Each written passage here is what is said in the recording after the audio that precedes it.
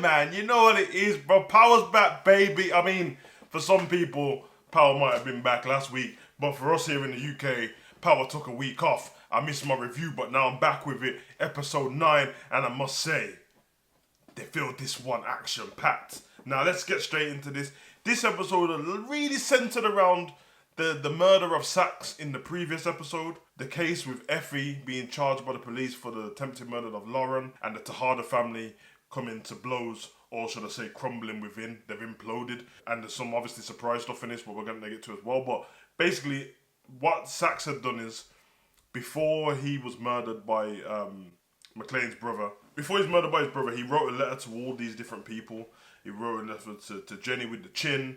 He wrote a letter to Monet calling, but basically, he's playing dirty from the grave. And this is what he actually put in one of his letters. The letter to Jenny was about how much he loved her and wanted to start a family with her. The bitch, all of a sudden, she wants to solve the case in honour of Saxe. We sure thought, why he's dead. If you didn't take the security detail off him, he'd still be alive. So I'm not trying to hear about that woman, her and Blanca Rodriguez. Get out of here. The letter to Monet was saying that Tariq was a snitch in the letter, which he's not a snitch, but it was to get him to turn. He sent a letter to Two-Bit with the address of Tasha St. Patrick on it, of a witness protection program. Crazy. Two-Bit turns up in this episode. You know Two-Bit with the flat face and that looked like he'd been punched up a few times and that looked like he'd been trampled on. That Two-Bit. This is going to be all over the place to review, but we'll start with the Tejada family. So they're slowly imploding. It's starting to... Obviously, we had the video footage of Kinky Drew confessing his love to the Gordo youth who had passed away and all that stuff. He murdered him because he found out Gordo murdered his dad. But what he didn't know is the reason why he murdered his dad is because Monet told Gordo that Lorenzo had killed his dad, Frank. You get where I'm going with this. In this episode, the family find out. They find out because the mom comes round. She kind of lets them know. They kill the family. They kill the whole family. And then as the mom's about to die, she tells Kinky Drew, like, yo, it was your mom who set Lorenzo up. You know what I mean? There's some police files that Tariq took from Davis to keep it safe. And obviously it had Lorenzo's fingerprints in there.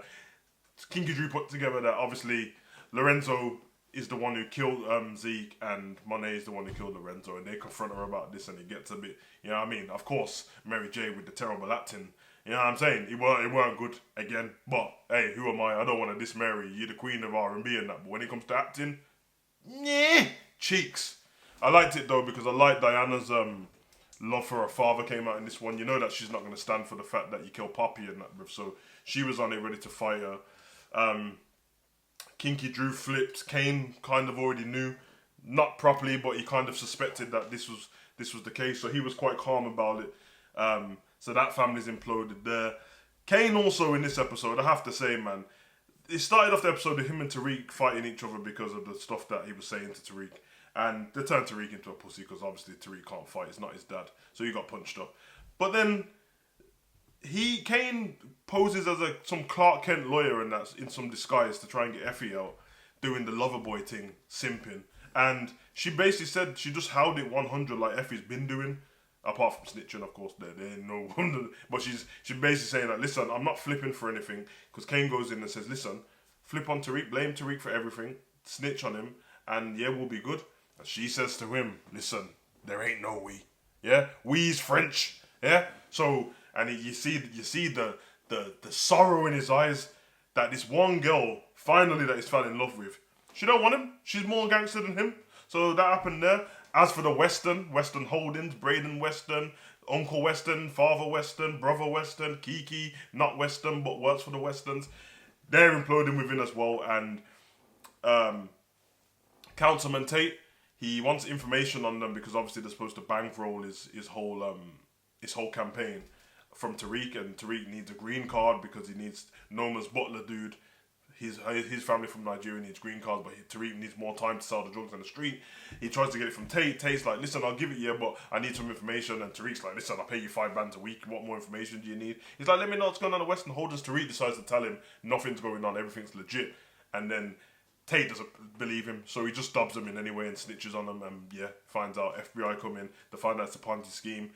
Tariq and Braden have this heart-to-heart where Braden says he doesn't want to end up like Tariq, and Tariq's basically saying, listen, you said we were a family. What are you willing to do for your family? Braden's like, listen, I'm not willing to do what you did. You killed your dad. And he's like, listen, we need you to kill your uncle. oh, I'm gonna kill your uncle. Tariq goes to the building to try and kill the uncle, and Braden's already up there speaking to him, and then the uncle kind of, this is Braden. Braden throws him off the roof of land for a car. Braden did what he needed to do for the family. I love it.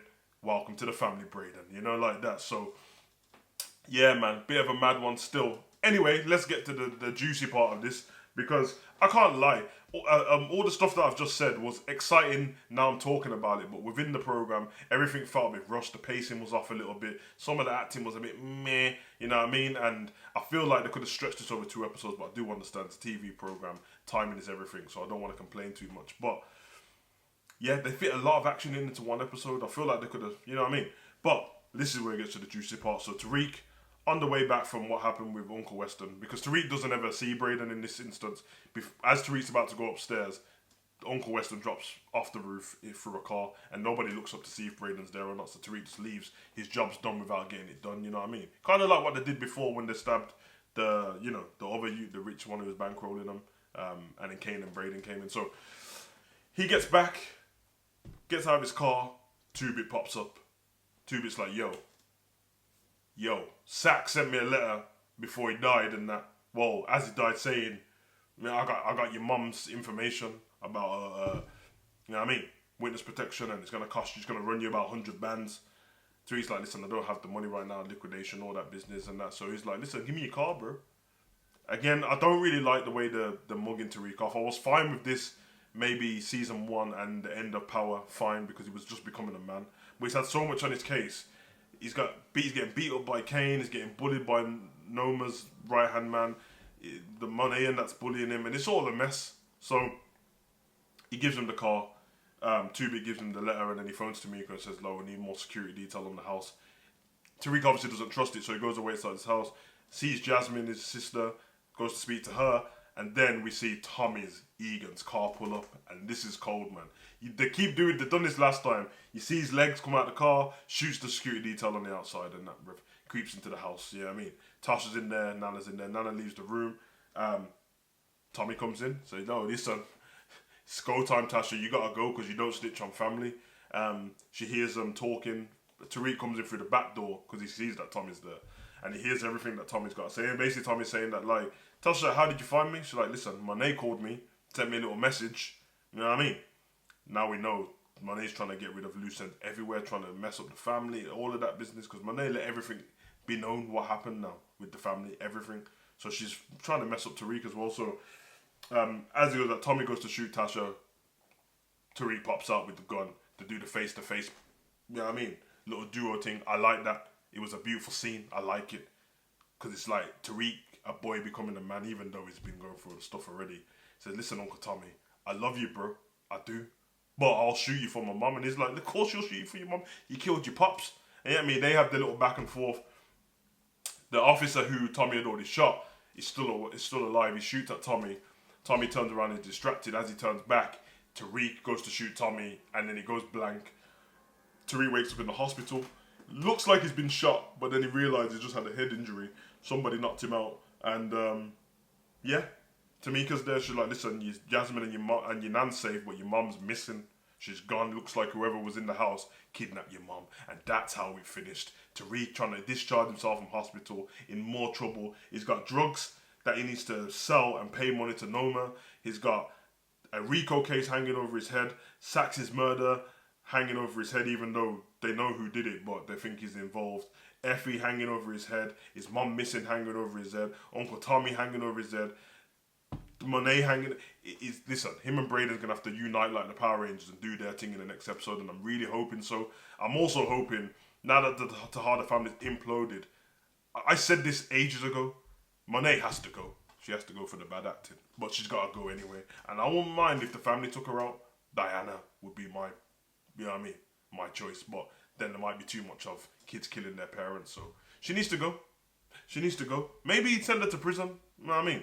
I don't condone prison and that, you know what I mean? I ain't no snitching that, you know what I mean? Bun the feds and that, bun the pigs. But at the same time, she's an evil woman, man. And her acting is criminal, you know what I'm saying? So, yeah, Tariq's got a case on his hand now. He's got one episode, RSJ, the billionaire.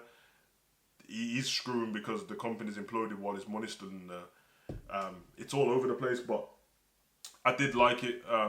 As I said, pacing was off a little bit. But I don't want to complain too much because I did enjoy the episode in, and I guess entertainment's all we really care about. So, yeah, one more episode to go. Last week I said I thought it was. Last week I thought that was done.